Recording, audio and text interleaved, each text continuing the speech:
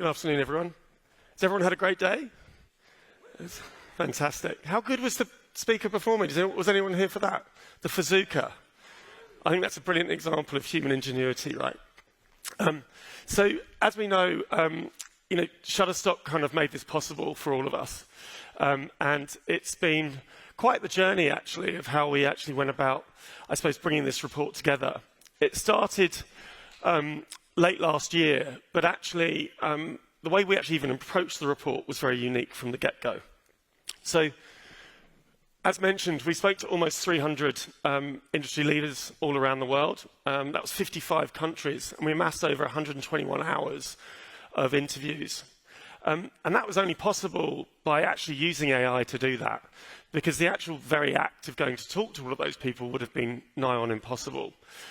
So we used a tool called Juno. It's a startup out of Australia, and it uses AI to human interviews. It not only does it work with sort of text, but it also works with voice as well. And it allowed us to spend almost 25 minutes with each individual creative leader. And what's unique about it is the fact that it's almost like it's like a private investigator that's sort of seeking to kind of fulfill an objective. So we're able to go very deep on what stood out there. On top of that, as mentioned, Shutterstock played an oversized role in kind of making this all possible.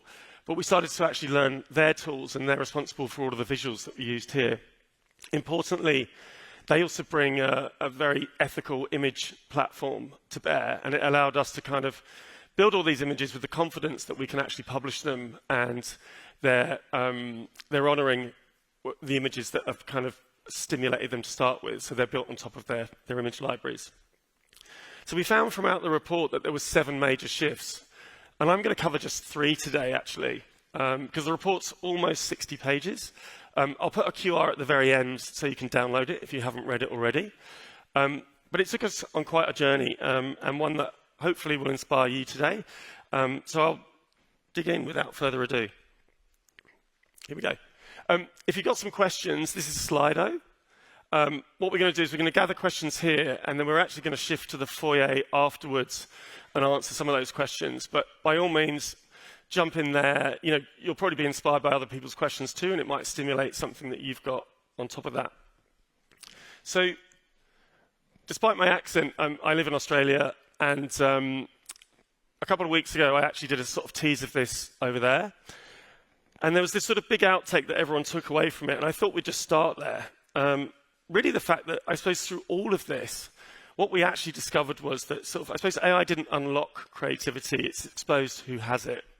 And it really resonated with the audience there, and hopefully it resonates with you, and you'll see why we sort of came to these conclusions is the fact that actually this kind of crazy technology that speaks our language and allows us to kind of probe and explore things like never before is actually opening up unbelievably new possibilities. And we're really excited about that. So today we're going to go into 3 shifts. The first one is how creativity is being unchained.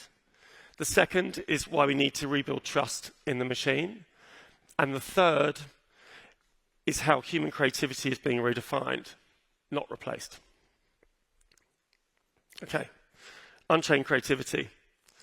And this stood out hugely, really, because it wasn't about tools, it was about creative freedom. And sure, the tools came through, and I think we're all sort of desperate to know what to use next. But actually what it was this notion of the muse, and the fact that actually it's this place that you can play on your own and in teams and kind of push the possibilities. And it kind of makes barriers dissolve, speed, budget, and execution collapse. And on top of that, what we ultimately end up with is this sort of this freedom, and we're left with sort of one big question, and I suppose that is, what still makes an idea great? I probably didn't tell you actually, but everyone responded to the study anonymously. So we knew who they were in the sense of their position and their country and their role, but we didn't know necessarily their name. We also spoke to the trustees of D&AD as well, so you'll see there that Kwame, who's the president this year of D&AD, also fed back. And so for some, AI is a co-pilot, and that feels like a very overused word, but I think there's a lot of truth in that. For others, it's a mood board. On top of that, it's this sort of surrealist window, which I like, in the sense of you can play and probe. And I don't know if you've played with some of the Shutterstock tools outside, but just playing with the tools, you can kind of see where you can push ideas. And I hope you had a go at that. So it doesn't replace creativity, but it definitely messes with it. And I think this has become a big challenge for all of us. You know, we know the tectonic plates of the industry are shifting all over the place. And I think a lot of us kind of look to AI as the major cause and effect of that. But at the same time, I think also time and budgets have been crushed for a long time. So it does remove friction, but it also removes excuses. When anyone can make something impressive, the pressure isn't to create faster, it's to create differently. And what sort of excited me is the fact that, you know, we're starting to see people play with identity, play with story, and play with form. And on top of that, we've got this kind of bending narratives and authorship. And the goal isn't to look polished necessarily, it's to explore what's possible. I pulled out some work here, and they're born by creatives, but interestingly, finding creative work in this space right now is quite slim, to be truthful.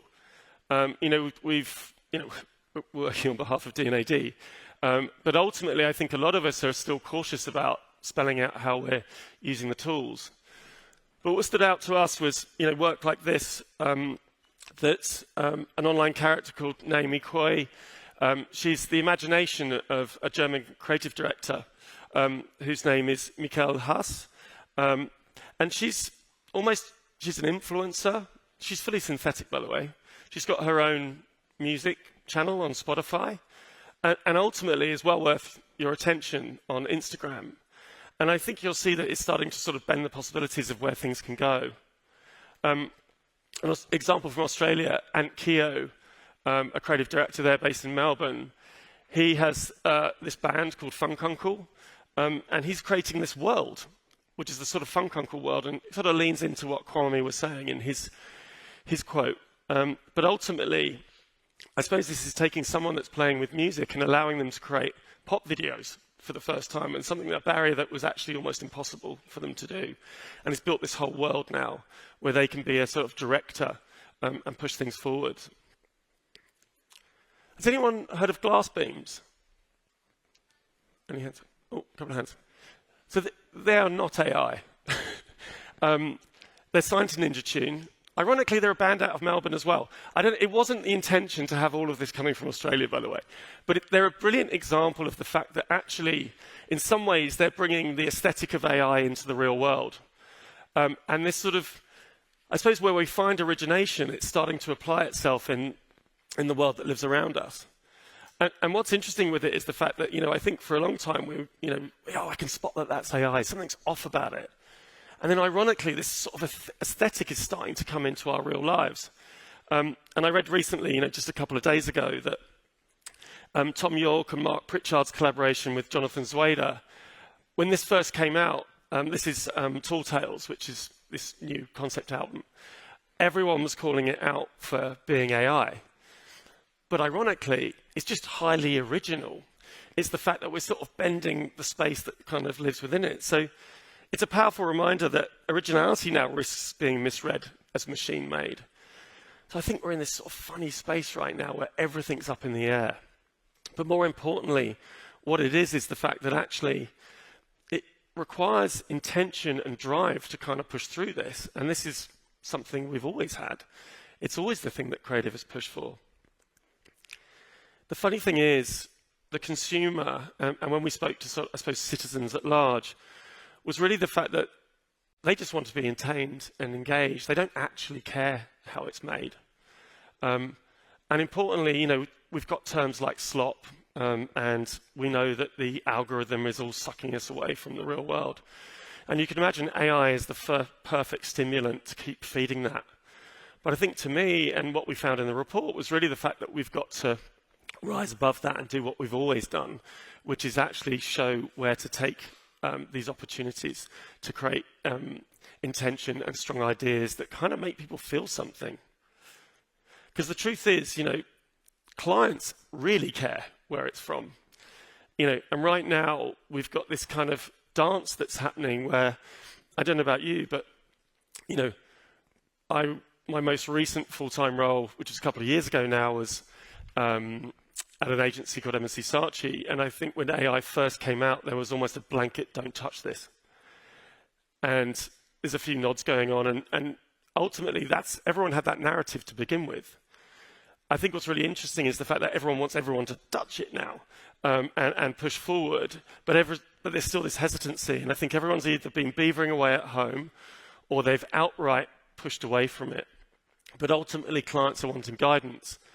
And the truth is, you've got headlines coming out left, right, and centre that this is going to save money and time, and everyone's going, have you been charging me too much for creativity? But I think importantly, what I see here and what we heard was really the fact that there's a lot of hope.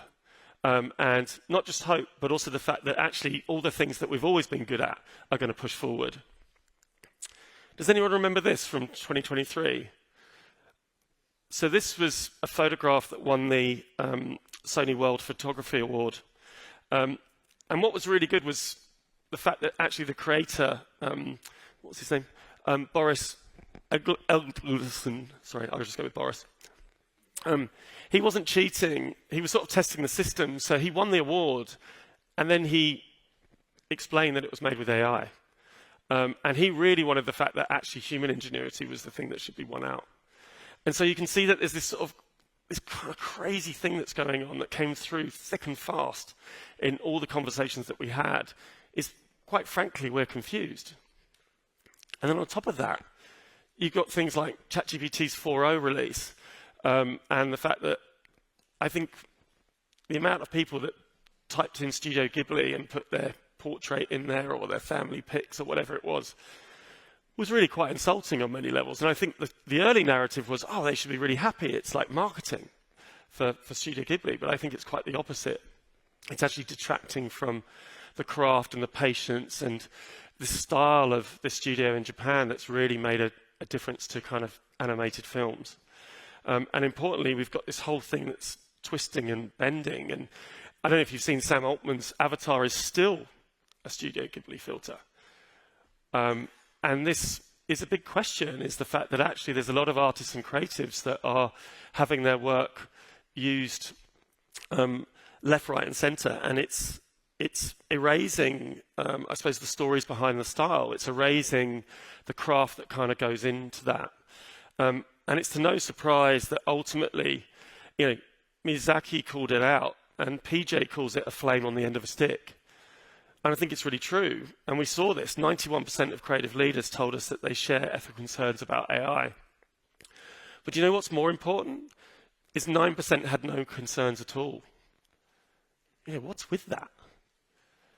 I think the thing is, we're all trying to do our best work. And when you get there to be kind of photocopied by a machine, that's a big worry. So ultimately, what we've got to do is we've got to think about who gets the credit, who owns the voice, but what happens when audience can't tell the difference anymore. Because in a world of infinite outputs, the edge isn't originality, it's ownership. And I think the thing is, whilst our heads might be full of names like Midjourney and Runway and things like that, they do happen to be our sponsor, but Shutterstock and Getty and Adobe are all providing ways for us to actually use AI ethically in image generation and also in output. So we can make a choice. We can't just use the tool that's in front of us. We can actually make a choice with what we use and how we push it. And on top of that, what we need is, this line captures where we really are. It's not a war between humans and machines. Because if we hide the machine, we risk losing trust. So we've got to learn how to show how we're using it. And if we lead with it, we risk losing the human magic. I've had that happen to me. The fact that you go off on this journey and you're sort of like, oh, hang on a minute, I think that's better than I would do. And then you hang on a minute, that wasn't my intention. And you just sort of pull it back into line again. And I think we're all learning how to dance with this new medium. Because the challenge is to sort of do both. It's to be clear and compelling. Because AI isn't just changing how we work, it's changing what we're worth. And that kind of goes into the third shift of the shifts that I'm sharing today, which is the talent equation. So what is creative talent now? I think it's always been this, by the way. But I think what we've been guilty of is giving away creative and strategy for free. what we've been guilty of is catching the money in production.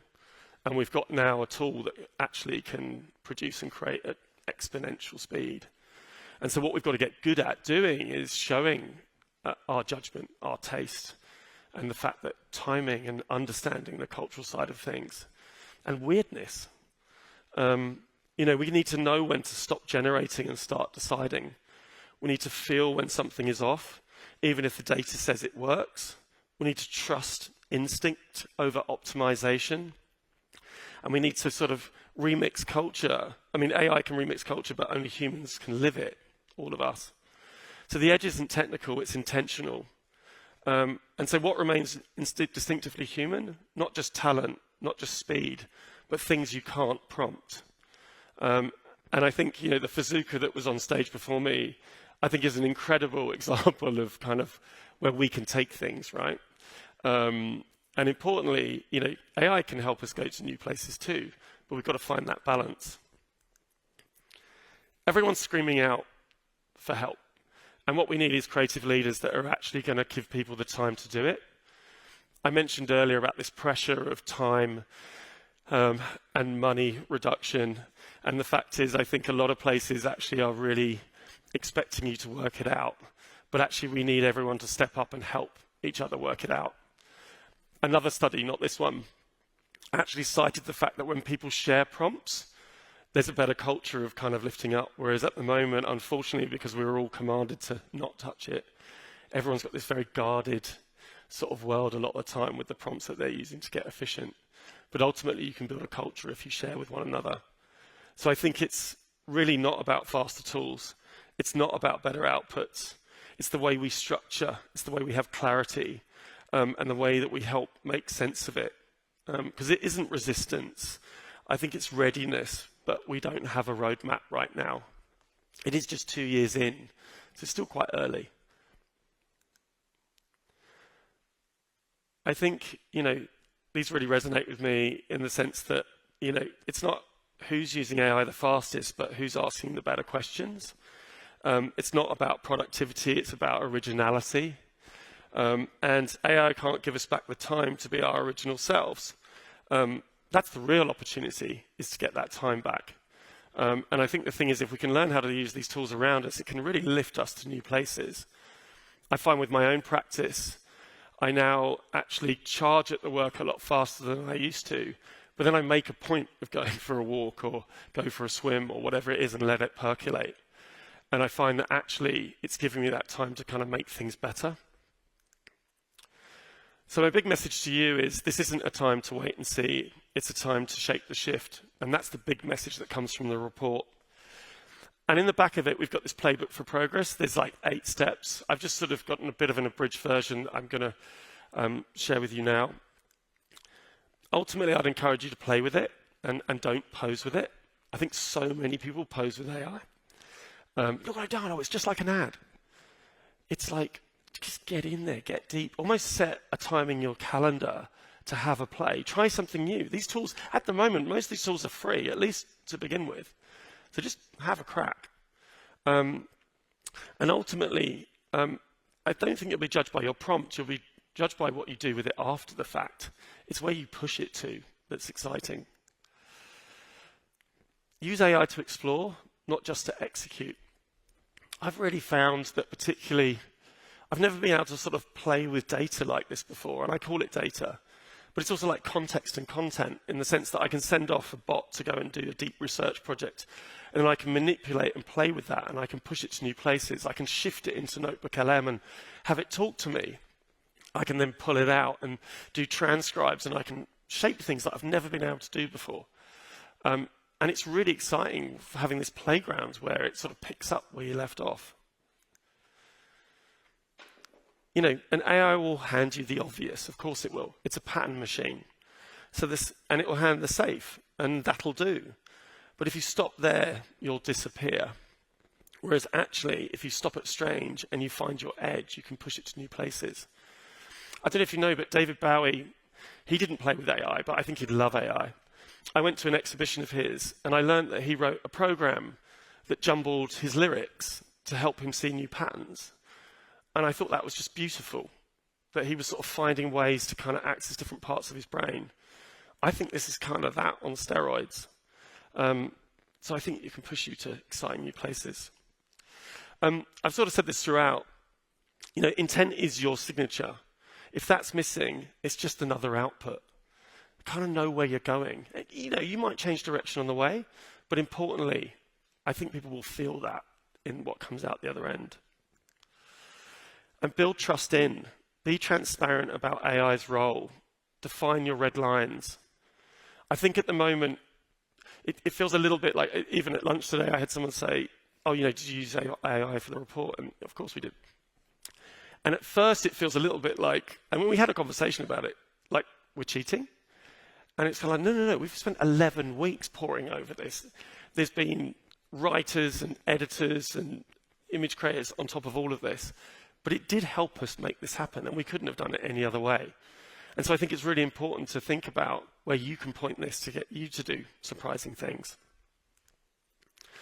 And finally, I'd like you to sort of redefine value. I need to price for impact, because it's not ours anymore. We've sort of known that for a while. And there's been many projects to try and shift businesses this way. I think this is our time where we can truly have that impact conversation. It's in outcomes, insight, and originality. So if your creativity is impossible to template, it's impossible to replace. And I think that is the big thing to take away from all of this. So AI didn't unlock creativity. It's exposed who had it. And I know that the D&AD community, and I know that everyone that works so hard to kind of, you know, hone their craft, this is your time to shine. It's a really exciting time to take hold of this, and they're fully accessible to all of you. So I'd dive in and have a go. This isn't an artifact. It isn't a sort of a fixed document. This is about starting a conversation. So if you haven't got the report, please scan it and download it. I'd encourage you to make a cup of tea, read it, or you could just chuck it into Notebook LM and have it read to you. But I think importantly, spend some time with it, because what we see is that this is a jump point for all of us to do amazing things. And I think it's a great time to be creative, and we can really push the possibilities. So thank you so much for your time and your ears and your thoughts. Hopefully I'll see you on the Q&A.